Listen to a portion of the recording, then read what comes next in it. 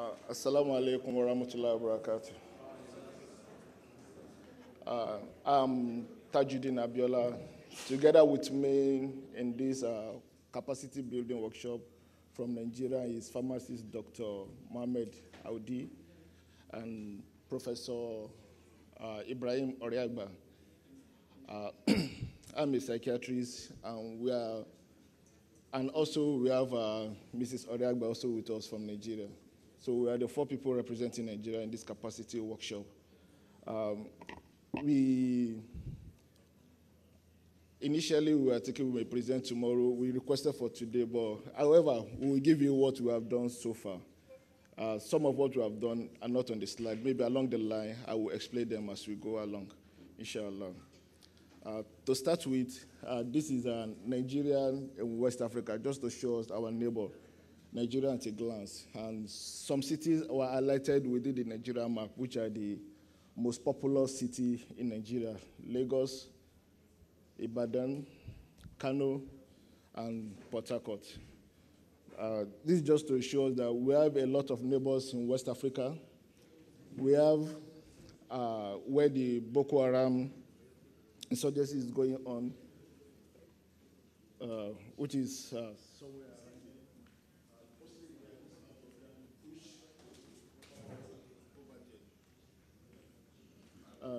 this is just to give us a glance. Then towards our lower side there, we have Cameroon. We are also having border with the Lagos Ocean.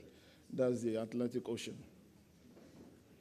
At a glance, the demography of Nigeria shows that we're approaching about 200 million people.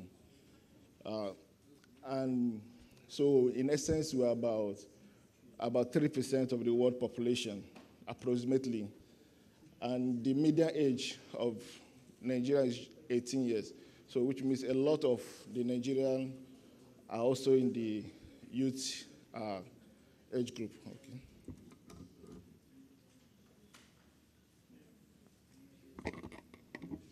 Thank you. Furthermore, just to give us about the type of on substance use epidemiology in Nigeria. There are scarce research in this area, but fortunately we still have some very few good studies that cut across all over Nigeria. The first one was done in 2007, and the latest one, which was published in 2015, shows that the most prevalent drug of abuse in Nigeria, that's among the illegal substance of abuse, is cannabis, which shows a range from the previous publication to now between 2.7 to 6.6%, which shows that there is an increase in the prevalence of use of this. And among the legal substance of abuse, still the most prevalent drug of abuse or use is alcohol, which is also increasing in prevalence. Nigeria has its own political distribution. So based on this, Nigeria is distributed into 6 geopolitical zones. So in the northern part of Nigeria, there are 3, and in the southern part of Nigeria, there are 3. We can see the northwest, the northeast, where the insurgency activity is taking place, but mostly they have been pushed almost out of Nigeria. And we have the north central. In the southern part of Nigeria, we have the southwest, where the former capital of Nigeria was located. That's in Abuja, Lagos. Then we have the south-south, and we have the southeast. In the north, predominantly are the Hausa Fulanis, yes. But in the southwest are predominantly the Yorubas. In the southeast, south-south, predominantly are the Igbo, which are the 3 main ethnic groups in Nigeria. However, Nigeria have over 280 ethnic groups in Nigeria, documented and recognized in Nigeria. So we are more diverse than people may think about Nigerians. Based on this geopolitical zone, we are fortunate that the 2 studies that I have cited have also given us a prevalence of drug of abuse in the 6 geopolitical zones. In the north central, which is where I practice, and that's where I practice, and also I practice in the northwest, but in the north central, cocaine is used highest there, and then when we look at specific substance of abuse based on each geopolitical zone of Nigeria, cocaine is the most used drug of abuse in the North Central. Where the second most populous city in Nigeria is located, that is Kano. It's located there. In the Northeast, where the insurgency is going on, cannabis is the most used drug of abuse there. This we try to attribute to the insurgency activities, that most of the people there are using this as a means of coping with the psychotrauma they are experiencing as a result of the terrorist activities in that area. In the Northwest, methamphetamine is the most used drug of abuse there.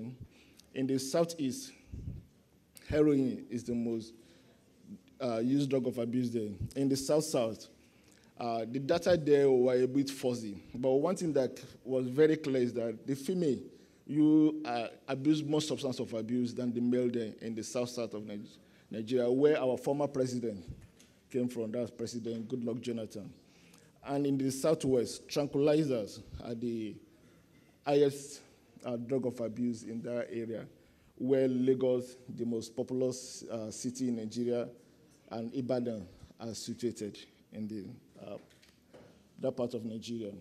So that's the brief about Nigeria and the overall picture of drug of abuse activities in Nigeria. So the Green Crescent of Nigeria is relatively new. It was, we were incorporated in December last year. However, we have started our activity before our incorporation last year because of our visitation to our interaction with the Green Crescent of Turkey and the International Federation of Green Crescents. Based on that, during the FIMA conference last year, which was held, FIMA is the Federation of Islamic Medical Associations all over the world, the federation which was hosted in Nigeria last year in Abuja. The Green Crescent had a presentation there about the state of abuse of drug and what is the Green Crescent planning to do. We will serve as our main foundation activities there. And we'll outline what we have in plan to do subsequently as we go on. And I will be showing you some of what we have done so far. This is our certificate of incorporation. So far, our function were essentially the main function that the International Federation of Green Crescents is doing, essentially, which we are all familiar with. That's our function. And we adapted the tactics that, just like the International Federation, the Green Crescent talking, that we need evidence-based knowledge. And we have to use evidence-based approach so that we can have a proper focus on the population we're working with.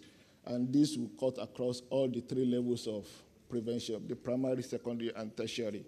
Although, however, now we are more concerned about the primary level of prevention, which is more of a universal intervention that we are doing so far.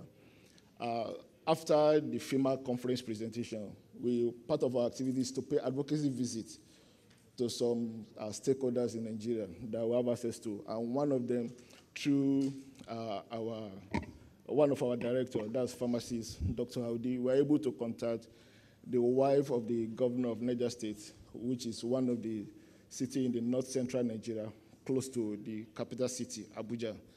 We were able to contact her.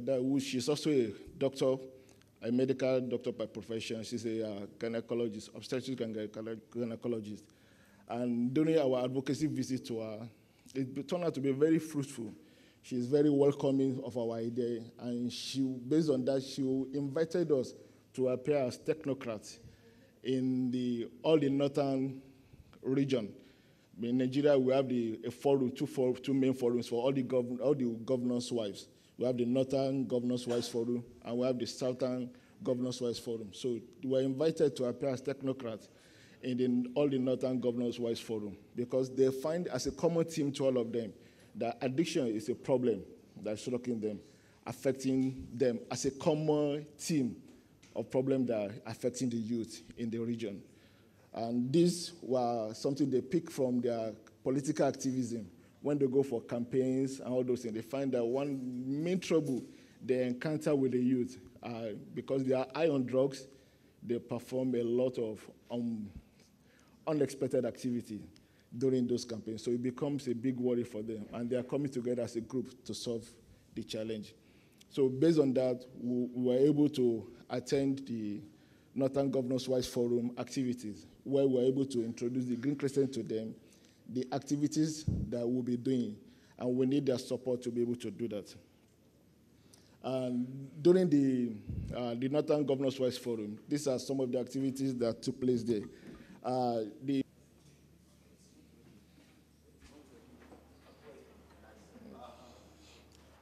Okay. It's not that. Okay, but on the far side there, that's the governor of the Bauchi State governor, the wife of the Bauchi State governor, where we were fortunate to hold our first addiction prevention workshop in Nigeria. So in essence, these are some of our supporters.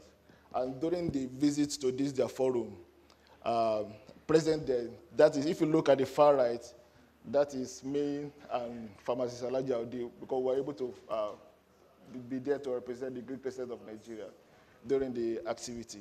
This is during their press conference. After that, we were also able to pay a courtesy visit to the Commissioner of Health in Bauchi State there also. And subsequently, through our support, the support of the governor wife of Bauchi State, we were able to organize our first addiction prevention workshop, where we have about 65 participants in the workshop. In the workshop, we held an opening ceremony. This essentially during the opening ceremony. In the middle, the three ladies in the middle, we have on the far right there, the Commissioner of Health of Bauchi State. We have in the middle the First Lady of Bauchi State, that's the wife of the governor, and we have by our side the wife of the Deputy Governor. So we're able to get their attention, and they give us full support, and that they are waiting for us to come and have more discussion with them on how to go solving the problem of addiction, especially at the prevention level, so that the youth can be carried along to not to get involved in this activity. After the opening ceremony, this is a group photograph that we had together with the invited guests. During our addiction prevention workshop, which held, we have group discussions as part of the activities. Apart from the lectures, that we have 8 lectures that took place, which one of the lectures is also to look at the legal status of drug abuse and other addictions in Nigeria. Of course, as has been known, Nigeria, with its peculiarity, we are weak in having good legal framework against addictive behaviors. The most common drug of abuse, the legal form alcohol, is recognized and nobody's doing anything about it. Cannabis is an illegal drug of abuse. Of course, the law recognizes that, but there are lobbies, people now in the name of legalization, trying to legalize that. In Nigeria, we don't have any law in terms of technological addiction. There's no law on that. And also, one of the one of the behavioral addiction, we even have a law that permits it to occur. That's gambling addiction. That we have a law in Nigeria that allows people to formally operate gambling houses. And the only thing on the law is that they should just give 20% of their proceedings to a foundation that will help in carry out activities in Nigeria. So which we find very abhorrent, and we are trying to look what we can do.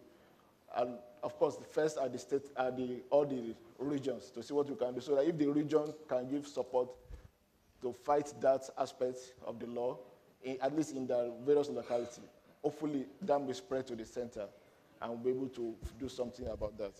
So these are some of the participants during our addiction prevention workshop. These are the second group of participants, and these are the third group. So we have 3 main groups during the addiction prevention workshop. And at the end of it all, we organized a panel discussion in order to rub minds together to really emphasize what has been discussed throughout the workshop, and to see how people were well engaged with the workshop. And another thing we also had during the panel discussion, based on popular demand of the participants, is they want to know about the spiritual dimension of it. So we also invited an Islamic scholar in order to be able to give an Islamic perspective to it, so that we'll be able to have a holistic view of the whole problem. The panel discussion took about 2.5 hours. We are looking at the issue, discussing, asking questions, making contributions, and trying to find a layout so that we can all have a common goal. At the end of it, this is a group photograph that we took at the end of the whole workshop. After the whole thing, we were able to reach some resolutions. That's after the workshop. And that leads to the formation of the Green Crescent of Nigeria volunteer group, that all the participants will be our volunteer groups. So we have a volunteer group now in Nigeria. And the aim of the workshop is for them to go back to their various localities, to go and, because we train them as trainers so that they can go and step down and be able to start carry out the activities at that level. And these volunteers cut across 4 geopolitical zones in Nigeria. That's all the 3 geopolitical zones in the north and one of the geopolitical zones in the south part of Nigeria. We are hoping that we'll be able to spread to the other 2 geopolitical zones in the southern part of Nigeria. That's the southeast and the south-south. Okay. Apart from that, we also created guidance on who will be a member of the volunteer group. The third point I've mentioned it, and we also agree that we'll keep on carrying out our advocacy activities in order for our presidents to be well recognized and so that we'll be able to do more activities to fight the problem of addiction. And we also make it challenge all our resource persons to turn their presentation into a manuscript, hoping that we'll be able to publish it as a training manual, that for subsequent training, we'll have a formal training manual for people that will participate in such training. We also agree as a group, the volunteer group, that at least once a year, if not more than that, we'll be having a continuous training activities. And we'll also use that opportunity to evaluate what we have done so far, where are the challenges we are facing, and how to collectively solve that challenge doing that.